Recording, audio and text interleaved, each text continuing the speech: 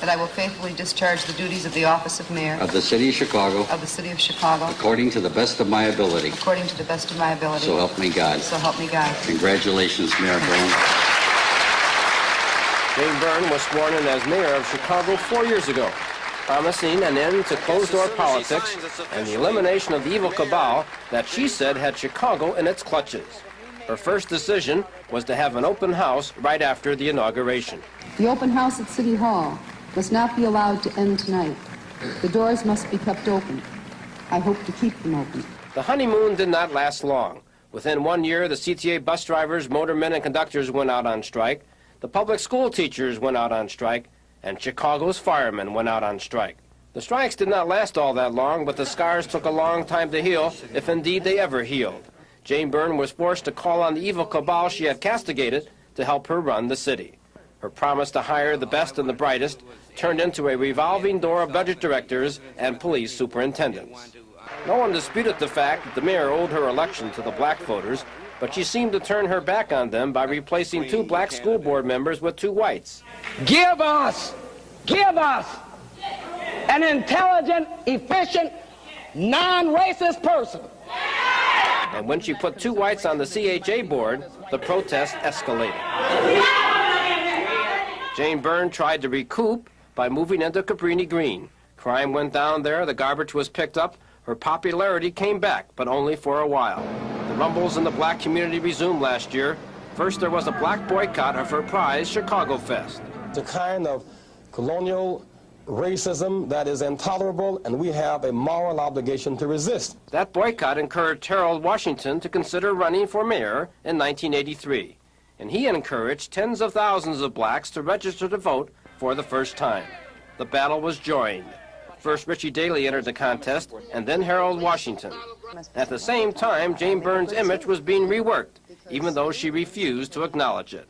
There'd be days that you go home and you think, what's left, you know, and that's pretty hard. I think right now you just more or less see a very relaxed individual in the job. She had built up a campaign chest of millions of dollars, but the polls showed her trailing Richie Daley badly. Yet a few days before she would finally announce she was a candidate, I expect to win. Everybody expects to win. Well, I think I will. Have you thought about the eventuality? I don't think I've ever been a person to say I'll do it another way. I make up my mind and then I decide how I'm going to do it, and then I hope to do it. her advisors schooled her to keep her cool during the primary debates. It was difficult, with both Washington and Daley ganging up on her. Chicago can no longer afford Jane Byrne, because what is at stake is the very lifeblood of Chicago. Jobs, jobs, jobs.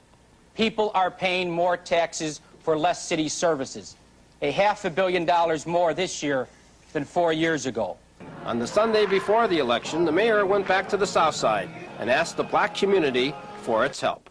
And I guess what I'm asking you to think about this morning is that not only will you let us continue, you'll help us to make it possible to continue. And in closing, I love you. Bye-bye. But there had been an ugly incident the previous night. Party Chairman Eddie Verdoliak allegedly said the precinct captains on the Northwest Side they had to help save the city by electing Jane Byrne. Well, we have campaigned for 4 years and worked for 4 years for all of Chicago. And that's how I feel about it. And I would hope that no one would bring race into this race, neither Verdoliak nor Harold Washington. You dissociate yourself from remarks such as those? Certainly I dissociate myself. I've been working for the past 24 hours almost completely in the black community because we have a good base in the black community. Harold Washington did what he said he would do. He got 80% of the blacks to get out and vote, and he got 80% of the blacks to vote for him. Jane Byrne went to bed election night without conceding defeat. Well, I'm going to go home and go to bed, and then we'll all look in the morning, all right? Thank you all. Thank you all. We'll talk to you later. Bye-bye. She would come back from vacation insisting a write-in campaign in the general election would be fruitless.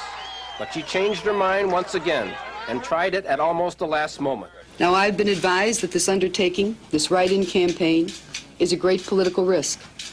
And I'm willing to take that risk, even if it means the end of public life. Today, the big Cadillac pulled up to her apartment building to take her to work, her last full day at City Hall. One of Jane Byrne's last rides in her limousine, with her cherished license plate number, 700,894, the exact number of votes she was swept into office with just 4 years ago. For WGN News, this is Don Harris. Where are we going? There's